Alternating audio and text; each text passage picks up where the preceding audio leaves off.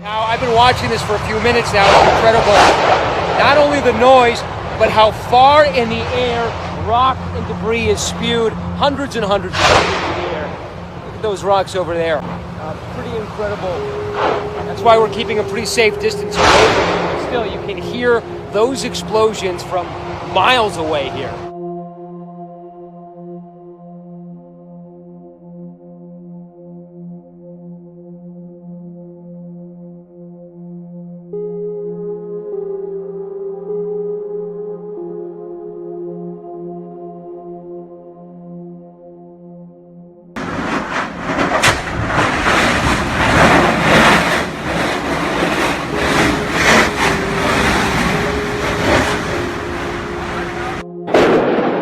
The latest violent eruptions spewing fountains of lava. Oh, watch out, watch out, watch out. Now at least 19 fissures splitting open in residential neighborhoods. Gas so toxic, it's killing trees and grasses.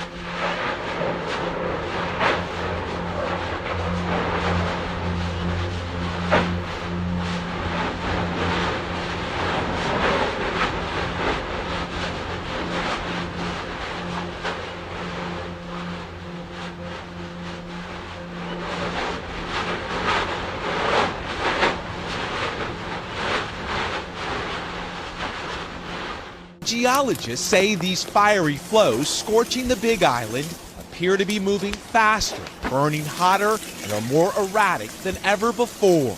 Now the billowing crater atop Kilauea appears ready to blow.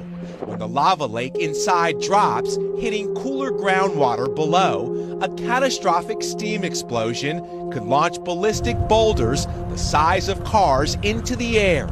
From the air last week, we could see smokestacks and the steady progression of the lava field. It now covers land the size of 100 football fields. Over the weekend, with new fissures threatening a geothermal power plant, thousands more could be evacuated. Tonight, Kilauea's fury already felt, but its most powerful blast may be yet to come.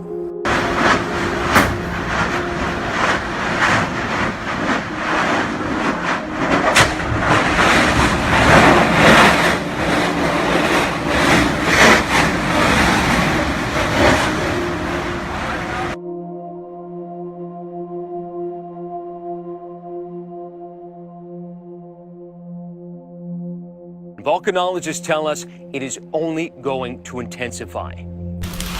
This morning, those eruptions booming across the southern part of Hawaii.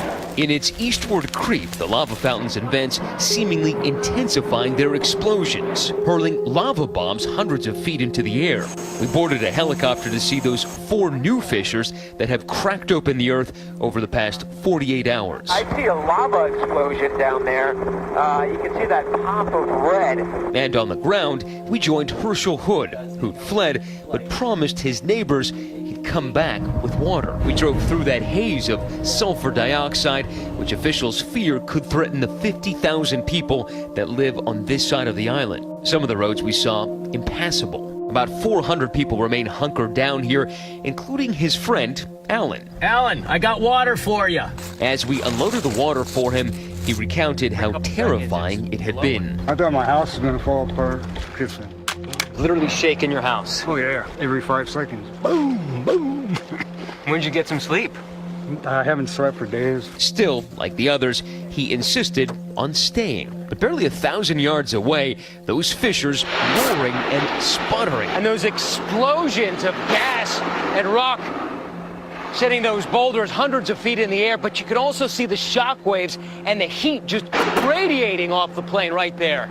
A mandatory evacuation order remains in effect for the 2,000 residents of this part of the island, many of whom have been out of their homes now for nearly 2 weeks. Volcanologists tell us that a big eruption at Kilauea is a virtual inevitability.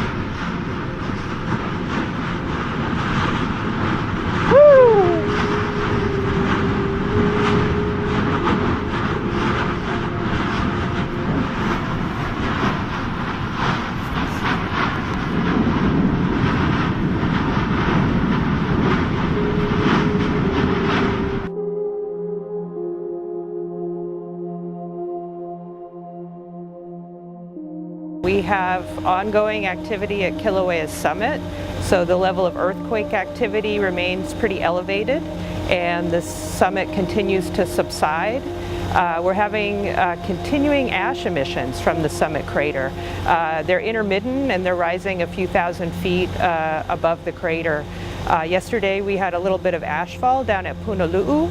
And that kind of activity may continue throughout the day if the situation stays as it is. But still pretty low level ash emissions, but lots of activity up there as far as the earthquake activity and subsidence. Down on the East Rift Zone, activity also continues. The biggest fissure we've had so far is Fissure 17. And we've been tracking that over the last day.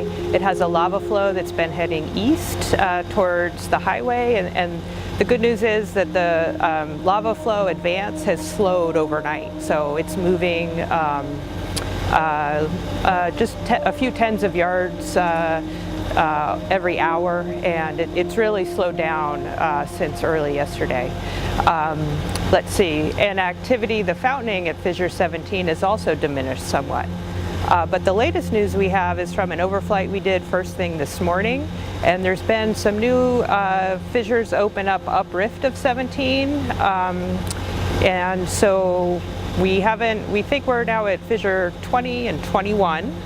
We just got the information on these new fissures, and so we're kind of working it out. And they're very small still, but the potential for them to produce increased fountaining and lava flows is there, and we'll be watching those closely throughout the day. So those are just uprift from 17.